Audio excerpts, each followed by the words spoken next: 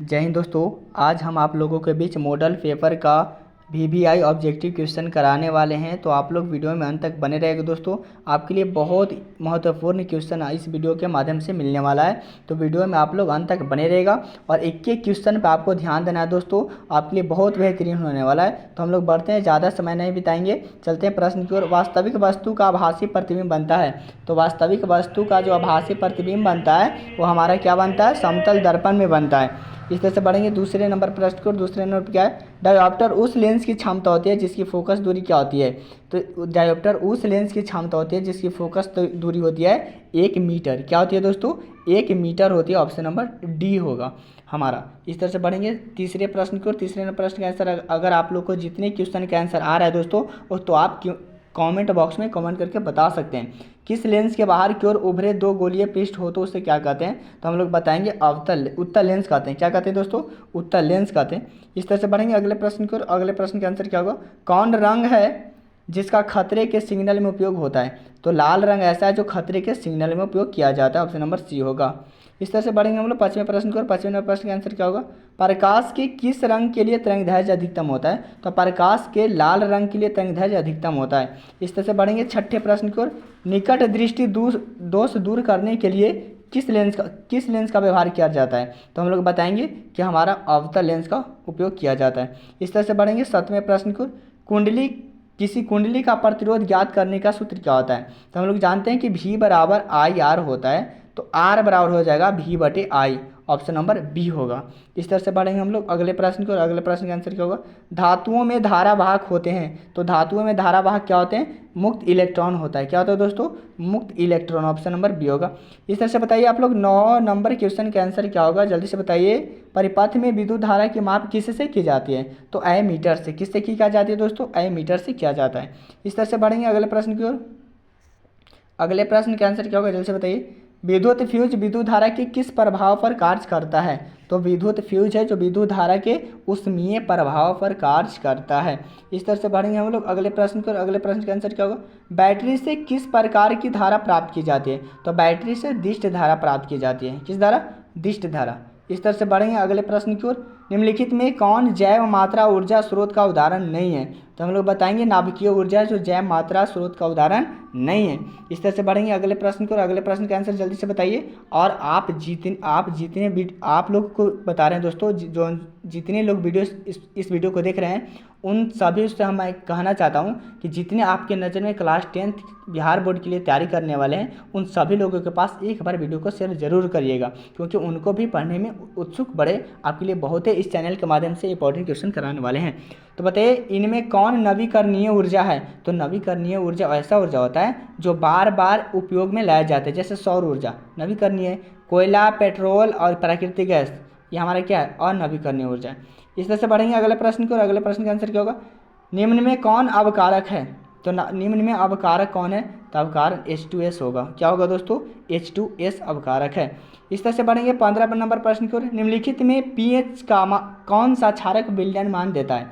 तो क्षारक पूछ रहा है तो कौन होगा, 7 से ज़्यादा। जो ज़्यादा होता है वो ज़्यादा क्षारकीय होता है। 0 से pH स्केल पर 14 तक अंकित रहता है। तो देखिए 7 है तो उदासीन है, 7 से इधर में जाएंगे प्लस पॉइंट की ओर तो उदासीन, माइनस की ओर आएंगे 7 से नीचे की ओर तो अम्लीय होगा। तो यहाँ पे क्षारक या आभास में पूछेगा तो बाड़ा जाएगा, जितने बाड़ा रहेगा उतना ही हमारा क्षारकीय विलयन कहलाएगा। इस तरह से बढ़ेंगे अगले प्रश्न की ओर। निम्नलिखित में कौन सही है, निम्नलिखित में सही कौन है बताइए। तो हमारा क्या होता है, निम्नलिखित में कौन से, Na2CO3 5H2 होगा। फिर बोल रहा है Na2CO3 10H2, तो Na2CO3 10H2O सही है हमारा। इस तरह से बढ़ेंगे अगले प्रश्न को। लिटमस रंजक बैगनी का रंग होता है जो निकाला जाता है। तो हम लोग बताएंगे लिटमस रंजक बैगनी का रंग होता है वो हम लोग को लाइकेन से किया जाता है। किससे निकाला जाता है, लाइकेन से। इस तरह से बढ़ेंगे 18 नंबर प्रश्न को। शुष्क बुझा हुआ चूना पर क्लोरीन गैस की क्रिया कौन सा पदार्थ बनाता है। शुष्क बुझा हुआ चूना पर क्लोरीन गैस की क्रिया कौन सा पदार्थ बनाता है, बताएंगे हम लोग विरंजक चूर्ण। इस तरह से बताएंगे 19 नंबर प्रश्न को। सोडियम क्लोराइड का pH मान लगभग क्या होता है। तो सोडियम क्लोराइड का pH मान होता है 14। कितना होता है, 14 होता है। इस तरह से बढ़ेंगे अगले प्रश्न को। नीला थोथा का रासायनिक सूत्र क्या होता है। तो नीला थोथा का CuSO4 5H2O होता है। ऑप्शन नंबर बी होगा। आप लोग बहुत ही इंपॉर्टेंट आप लोग के लिए करवा रहे हैं दोस्तों। आप लोग वीडियो में अंत तक बने रहेगा और एक एक क्वेश्चन का आंसर कमेंट बॉक्स में आप ज़रूर बताइएगा दोस्तों। इस तरह से बढ़ेंगे हम लोग 21 नंबर प्रश्न को। जब सोडियम हाइड्रोक्साइड जिंक से अभिक्रिया करता है तो कौन सा उत्पादन बनाता है? तो जब सोडियम हाइड्रोक्साइड किससे अभिक्रिया कर रहा है? जिंक से, तो क्या उत्पन्न करेगा? तो बताएंगे हम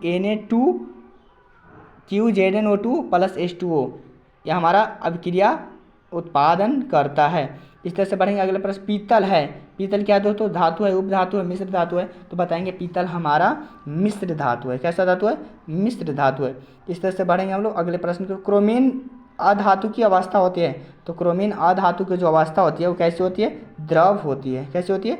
द्रव होती है। इस तरह से बढ़ेंगे अगले प्रश्न को। निम्न में किस हाइड्रोकार्बन देखिए यहाँ पे लिखने में गलती है, हाइड्रोकार्बन के 3 आबंध होते हैं? तो हम लोग बताएंगे कि C3H4 में 3 आबंध होंगे। इस तरह से बढ़ेंगे अगले प्रश्न को। चीनी का रासायनिक सूत्र है, तो चीनी का होता है C12H22O11, C12H22O11 चीनी का सूत्र होता है। इस तरह से बढ़ेंगे हम लोग अगले प्रश्न को, और अगले प्रश्न का आंसर क्या होगा? हीलियम परमाणु के बाहरी कक्षा में कितने इलेक्ट्रॉन रहते हैं? तो हीलियम परमाणु के बाहरी कक्षा में जो इलेक्ट्रॉन रहता है वो 2 इलेक्ट्रॉन रहता है। इस तरह से बढ़ेंगे अगले प्रश्न को। सौपोषी पोषण के लिए आवश्यक है, तो सौपोषी पोषण के लिए आवश्यक है CO2, क्लोरोफिल, सल्फर, सभी, तो सभी ऑप्शन नंबर डी होगा। इस तरह से बढ़ेंगे अगले प्रश्न की, और अगले प्रश्न का आंसर क्या होगा? कवक में पोषण की कौन सी विधि है? तो कवक में जो पोषण की विधि है वो मृतजीवी है। कैसा है? मृतजीवी है। इस तरह से बढ़ेंगे अगले प्रश्न। क्लोरोफिल वर्ण का रंग है, तो क्लोरोफिल वर्ण का जो रंग होता है वो हमारा क्या होता है? हरा होता है। क्या होता है? हरा। इस तरह से बढ़ेंगे अगले प्रश्न को। अगले प्रश्न में क्या है? पाइरूवेट के विखंडन से यह कार्बन डाइऑक्साइड जल तथा ऊर्जा देता है, यह क्रिया होती है? तो हम लोग बताएंगे पाइरूवेट के विखंडन से यह कार्बन डाइऑक्साइड जल तथा ऊर्जा देती है, वह अभिक्रिया क्या कहलाती है? तो हम लोग बताएंगे कि जो हमारा अभिक्रिया कराएगा माइटोकॉन्ड्रिया में कराएगा। किसमें? माइटोकॉन्ड्रिया में। इस तरह से 31 नंबर का आंसर क्या होगा? यदि हमारे आहार में आयोडीन की कमी है तो हमें किस रोग की होने की संभावना है? तो आयोडीन की अगर कमी हो गया तो हम लोग वाइटर होगा, गलगंड होगा, घेंगा, सभी, तो इनमें से सभी होगा। इस तरह से बढ़ेंगे अगले प्रश्न को, और अगले प्रश्न का आंसर क्या होगा? जल्दी से बताइए। एस्ट्रोजन साबित होता है, तो एस्ट्रोजन जब साबित होता है अंडाशय द्वारा होता है। किसके द्वारा? अंडाशय द्वारा। ध्यान रखिएगा, आपको बहुत है बिहेवियर इंपॉर्टेंट क्वेश्चन है। मनुष्य में ऐच्छिक गतियों का नियंत्रण किसके द्वारा होता है? तो मनुष्य में ऐच्छिक गतियों का नियंत्रण किसके द्वारा होता है? तो हम बताएंगे सेरिब्रम के द्वारा होता है। किसके द्वारा? सेरिब्रम के द्वारा। इस तरह से बढ़ेंगे। घेंगा किस समुदाय का प्राणी है? तो घेंगा जो हमारा है वो मोलस्का का प्राणी है। किसका? मोलस्का का प्राणी है। इस तरह से बढ़ेंगे अगले प्रश्न को। निम्नलिखित में कौन सा जंतु उभयलिंग है? निम्नलिखित में कौन सा जंतु उभयलिंग है? तो हम लोग बताएंगे कि केंचुआ हमारा उभयलिंग है। इस तरह से बढ़ेंगे। आप लोग 36 नंबर का आंसर बताइए तो क्वेश्चन का क्या होगा? परागकोश होते हैं, तो परागकोश परागकण को कहा जाता है। किसको? परागकण को कहा जाता है। इस तरह से बढ़ेंगे अगले प्रश्न की ओर। मनुष्य में कितने जोड़े क्रोमोसोम होते हैं? तो मनुष्य में जो क्रोमोसोम की संख्या होती है 23 जोड़ी होती है मनुष्य में। इस तरह से बढ़ेंगे अगले प्रश्न को। अगले प्रश्न का आंसर क्या होगा? निम्नलिखित में से किसे आप उपभोक्ता की श्रेणी में रखेंगे? तो हम लोग उपभोक्ता को जो श्रेणी में रखेंगे वो जंगली जानवर को रखेंगे। किसको? जंगली जानवर, ऑप्शन नंबर सी होगा। इस तरह से बढ़ेंगे अगले प्रश्न को। पर्यावरण बचाने के लिए 3 प्रकार के उपयोग किया जाता है, इसका मतलब क्या है? तो 3 प्रकार के जो उपयोग किया जाता है वो होता है कम उपयोग, पुनः चंक्रण, पुनः उपयोग, इनमें सभी, तो इनमें से क्या होगा? सभी होगा। इस तरह से बढ़ेंगे अगले प्रश्न को। अगले प्रश्न का आंसर क्या होगा? किन किरणों से प्राकृतिक संसाधन नष्ट हो रहे हैं? तो हम बताएंगे कि हमारा जो किरण है वो कौन से किरण से हमारा प्राकृतिक संसाधन नष्ट हो रहा है? तो बताएंगे शहरीकरण और प्रदूषण, दोनों, ए और बी दोनों, ऑप्शन नंबर सी होगा। इस तरह से बढ़ेंगे 41 नंबर प्रश्न को। फ्लेमिंग के वामाहस्त नियम के बाएं हाथ की तर्जनी संकेत करती है। फ्लेमिंग के वामाहस्त नियम के बाएं हाथ की तर्जनी संकेत करती है, हम बताएंगे चुंबकीय क्षेत्र की दिशा में। किस दिशा में? चुंबकीय क्षेत्र की दिशा में। इस तरह से बढ़ेंगे अगले प्रश्न को। निम्न में कौन सा यौगिक ईंधन के रूप में इस्तेमाल किया जाता है? तो हम बताएंगे कि जो ईंधन के रूप में इस्तेमाल किया जाता है वो इथेनॉल होता है। क्या होता है? इथेनॉल। इसी तरह से बढ़ेंगे अगले प्रश्न को।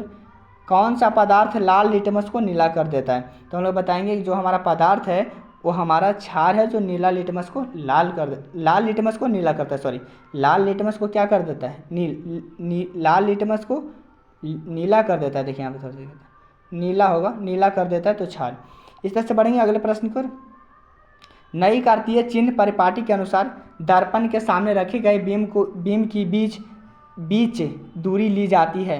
तो हम लोग बताएंगे कि किसको दूरी ली जाती है, ऋणात्मकता की। किसका, ऋणात्मकता की। इस तरह से 45 नंबर क्वेश्चन को बताएंगे, खाद्य पदार्थ के डिब्बों पर जिंक के बजाय टीन का लेप होता है, क्योंकि हम लोग बताएंगे क्योंकि हमारा टीन की अपेक्षा जिंक अधिक अभिक्रियाशील है। ऑप्शन नंबर सी होगा। इस तरह से बढ़ेंगे अगले प्रश्न की, और अगले प्रश्न का आंसर क्या होगा, निम्न में कौन सा अंग संवेदीग्राही नहीं है। तो हम लोग बताएंगे संवेदीग्राही जो नहीं है वो हमारा है दिमाग। इस तरह से बढ़ेंगे अगले प्रश्न की, और अगले प्रश्न का आंसर क्या होगा, समानांतर क्रम में संयोजित प्रतिरोधों की संख्या घटने के उपरांत संयोजी प्रतिरोधों का कुल प्रतिरोध क्या होता है। तो हम लोग बताएंगे जो कुल प्रतिरोध होता है वो हमारा क्या होता है, बढ़ता है। क्या होता है, बढ़ता है। इस तरह से आप लोग बताइए समजात अंगों का उदाहरण है। तो समजात अंगों का उदाहरण बताइए आप लोग क्या होगा। तो हम लोग बताएंगे हमारा हाथ और कुत्ते का अग्रपाद, ये होता है समजात अंगों का। इस तरह से नंबर होगा। इस तरह से हम लोग अगले प्रश्न की ओर बढ़ेंगे, निम्न कौन सा मलेरिया परजीवी है। निम्नांकित में से कौन मलेरिया परजीवी है। तो बताएंगे प्लाज्मोडियम। क्या होता है, प्लाज्मोडियम हमारा है जो मलेरिया परजीवी है। इस तरह से हम लोग बढ़ेंगे अगले प्रश्न की ओर, निम्न में उत्तम ऊर्जा का स्रोत कौन सा है। निम्न में से उत्तम ऊर्जा स्रोत कौन सा है। तो हम लोग बताएंगे बायोगैस। बायोमास है नहीं, बायोगैस होगा, बायोगैस होगा दोस्तों, ध्यान रखिएगा। इस तरह से बढ़ेंगे अगले प्रश्न की ओर। अगले प्रश्न, सल्फर परमाणु की 72 कक्षा में इलेक्ट्रॉन की संख्या कितनी है। तो सल्फर परमाणु की 72 कक्षा में जो इलेक्ट्रॉन की संख्या है वो हमारा 6 है। इस तरह से बढ़ेंगे अगले प्रश्न की ओर, मानक हृदय में कोष्ठों की संख्या कितनी है। तो मानक हृदय में जो कोष्ठों की संख्या वो 4 होती है। कितनी होती है, 4। ऑप्शन नंबर सी होगा। इस तरह से बढ़ेंगे अगले प्रश्न, कवक में पोषण की कौन सी विधि पाई जाती है। तो कवक में पोषण की कौन सी विधि पाई जाती है। तो बताएंगे हम लोग मृत्युजीवी। इस तरह से बढ़ेंगे अगले प्रश्न की ओर, निम्न में कौन सा असंतृप्त हाइड्रोकार्बन है। तो असंतृप्त हाइड्रोकार्बन C2H4 है हमारा। कौन है दोस्तों, C2H4 असंतृप्त हाइड्रोकार्बन है। इस तरह से बढ़ेंगे अगले प्रश्न को, निम्न में से किसे लेंस की फोकस दूरी धनात्मक होती है। तो हम लोग जानते हैं कि उत्तल लेंस की फोकस दूरी धनात्मक होती है।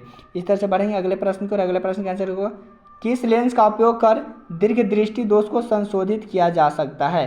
तो हम लोग बताएंगे उत्तल लेंस का संशोधित किया जा सकता है। इस तरह से बढ़ेंगे अगले प्रश्न को, एल्युमिनियम पर मोटी ऑक्साइड की परत बनाने की प्रक्रिया क्या कहलाती है। एल्युमिनियम पर मोटी ऑक्साइड की परत बनाने की प्रक्रिया जो कहलाती है वो एनोडीकरण कहलाती है। क्या कहलाती है, एनोडीकरण। इस तरह से बढ़ेंगे अगला प्रश्न, विद्युत ऊर्जा का व्यापारिक मात्रक क्या होता है। तो विद्युत ऊर्जा का जो व्यापारिक मात्रक होता है यूनिट होता है। क्या होता है, यूनिट। इस तरह से बढ़ेंगे, समान नेत्र के लिए दूरबिंदु क्या होता है। तो दूरबिंदु समान नेत्र के लिए अनंत होता है। क्या होता है, अनंत होता है। और निकट के लिए 25 सेंटीमीटर, ध्यान रखिएगा। हाइड्रोजन के 2 परमाणुओं के बीच कितने आबंध बनते हैं। तो हाइड्रोजन के 2 परमाणुओं के बीच जो आबंध बनता है ना वो एकल बंध बनता है। कैसा बनता है, एकल बंध। इस तरह से बढ़ेंगे अगले प्रश्न की ओर। अगले प्रश्न का आंसर क्या होगा, निम्न में कौन आहार श्रृंखला का निर्माण करता है। तो हम लोग बताएंगे आहार श्रृंखला का जो निर्माण करता है वो हमारा क्या होता है, घास, बकरी तथा मानव होता है। इस तरह से बढ़ेंगे अगले प्रश्न की ओर, कौन अंतःस्रावी को बाह्य ग्रंथि के जैसा कार्य नहीं करता है। कौन अंतःस्रावी और बाह्य ग्रंथि जैसा कार्य नहीं करता है। तो बताएंगे हम लोग अंडाशय। किसका, अंडाशय का।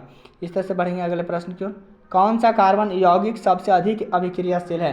कौन सा कार्बन यौगिक सबसे अधिक अभिक्रियाशील है। तो बताएंगे C2H4 हमारा है। इस तरह से बढ़ेंगे अगले प्रश्न की ओर। अगले प्रश्न का आंसर क्या होगा, जल्दी से बताइए आप लोग। किस दर्पण का उपयोग सामान्यतः वाहनों का फस्य दृश्य दर्पणों के रूप में किया जाता है। तो हम लोग बताएंगे उत्तल दर्पण का। इस तरह से बढ़ेंगे अगले प्रश्न की ओर, रासायनिक अभिक्रिया के दौरान किसी पदार्थ में ऑक्सीजन का ह्रास कहलाता है। तो ऑक्सीजन का जो ह्रास कहलाता है वो हमारा क्या कहलाता है, अपचयन द्वारा। किसके द्वारा, अपचयन द्वारा। इस तरह से बढ़ेंगे अगले प्रश्न की ओर। अगले प्रश्न का आंसर क्या होगा, कौन सी गैस वैश्विक ऊष्मन के लिए उत्तरदायी है। तो कौन सी गैस वैश्विक ऊष्मन के लिए उत्तरदायी है। तो बताएंगे हम लोग कार्बन डाइऑक्साइड। इसका सूत्र होता है CO2, ध्यान रखिएगा दोस्तों। इस तरह से बढ़ेंगे अगले प्रश्न की ओर, पीतरस कहाँ से स्रावित होता है। तो पीतरस स्रावित जो होता है यह अग्नाशय से होता है। कहाँ से होता है, अग्नाशय से। इस तरह से बढ़ेंगे अगले प्रश्न की ओर, कौन सा विलक्षण वह सांगत नहीं है। तो कौन सा अभिलक्षण है जो वह सांगत नहीं है। तो बताएंगे बाल की प्रकृति। इस तरह से बढ़ेंगे अगले प्रश्न की ओर। अगले प्रश्न का आंसर आधुनिक आवर्त सारणी में समूहों की संख्या है। तो आधुनिक आवर्त सारणी में जो समूहों की संख्या होती है वो हमारा 18 होती है। आवर्त पूछेगा तो 7 बताइएगा। इस तरह से बढ़ेंगे अगले प्रश्न की ओर। ग्लूकोज के एक अणु में ऑक्सीजन के कितने परमाणु होते हैं? तो ग्लूकोज के एक अणु में ऑक्सीजन का जो परमाणु होता है वो 6 होता है। इस तरह से बढ़ेंगे अगले प्रश्न को। शुद्ध जल का पीएच मान क्या होता है? तो शुद्ध जल का पीएच मान 7 होता है। ऑप्शन नंबर बी होगा। इस तरह से बढ़ेंगे अगले प्रश्न की ओर। अगले प्रश्न का आंसर क्या होगा? किस वर्ण का तरंगदैर्घ्य सबसे बड़ा है? तो किस रंग का तरंगदैर्घ्य सबसे, वर्ण का मतलब होता है रंग, तो किस वर्ण का तरंगदैर्घ्य सबसे बड़ा है? तो बताएंगे लाल रंग का तरंगदैर्घ्य सबसे बड़ा है। इस तरह से बढ़ेंगे हम लोग अगले प्रश्न में। फ्लेमिंग के बामा हस्त नियम के बाएं हाथ की तर्जनी संकेत क्या करते हैं? तो बाएं हाथ की जो तर्जनी संकेत करता है ना वो हमारा होता है चुंबकीय क्षेत्र की दिशा। इसको ध्यान रखिएगा दोस्तों, आपके लिए बहुत इंपॉर्टेंट क्वेश्चन है। इस तरह से बढ़ेंगे अगले प्रश्न में। निम्न में से कौन सा यौगिक ईंधन के रूप में इस्तेमाल किया जाता है? निम्न में कौन सा यौगिक ईंधन के रूप में इस्तेमाल किया जाता है? तो हम लोग बताएंगे इथेनॉल। किसको? इथेनॉल को किया जाता है। इस तरह से बढ़ेंगे अगले प्रश्न में। कौन सा पदार्थ लाल लिटमस को नीला कर देता है? तो हम लोग बताएंगे क्षार हमारा जो है ना लाल लिटमस को नीला कर देता है। इस तरह से बढ़ेंगे अगले प्रश्न की ओर। अगले प्रश्न का आंसर क्या होगा? नई कार्तीय चिन्ह परिपाटी के अनुसार दर्पण के सामने रखे गए बीम की दूरी ली जाती है। तो हम लोग बताएंगे ऋणात्मक ली जाती है। कैसा? ऋणात्मक है। इस तरह से बढ़ेंगे अगले प्रश्न की ओर। खाद्य पदार्थ के डिब्बों पर जिंक के बजाय टीन का लेप होता है, क्योंकि? तो हम लोग बताएंगे टीन की अपेक्षा जिंक अधिक अभिक्रियाशील है। टीन की अपेक्षा जिंक अधिक अभिक्रियाशील है। इस तरह से बढ़ेंगे अगले प्रश्न की ओर। अगले प्रश्न का आंसर आप लोग बताइए। निम्न में कौन सा अंग संवेदीग्राही नहीं है? तो हम लोग बताएंगे दिमाग हमारा संवेदीग्राही नहीं है। एक ही क्वेश्चन बार बार रिपीट हो गया दोस्तों, ध्यान रखिए, सॉरी दोस्तों। इस तरह से बढ़ेंगे हम लोग 79 प्रश्न की ओर। समानांतर क्रम में संयोजित प्रतिरोधों की संख्या घटने के उपरांत संयोजित प्रतिरोधों का कुल प्रतिरोध क्या होता है? तो हम लोग बताएंगे बढ़ता है। इस तरह से बढ़ेंगे अगले प्रश्न की ओर। समजात अंगों का उदाहरण क्या है? तो समजात अंगों का उदाहरण है दोस्तों वो हमारा हाथ और कुत्ते का अग्रपाद। देखिए दोस्तों कुछ क्वेश्चन दोबारा रिपीट हो गया दोस्तों, टाइपिंग में मिस्टेकिंग है दोस्तों, सॉरी दोस्तों। अगर आप देखिए आप कितने सही किए दोस्तों, आप इसको कमेंट बॉक्स में ज़रूर बताइएगा दोस्तों। और आपके नज़र में जितने क्लास 10th की तैयारी करने वाले हैं उन सभी लोगों के पास एक बार वीडियो को शेयर जरूर करिएगा दोस्तों। जय हिंद दोस्तों।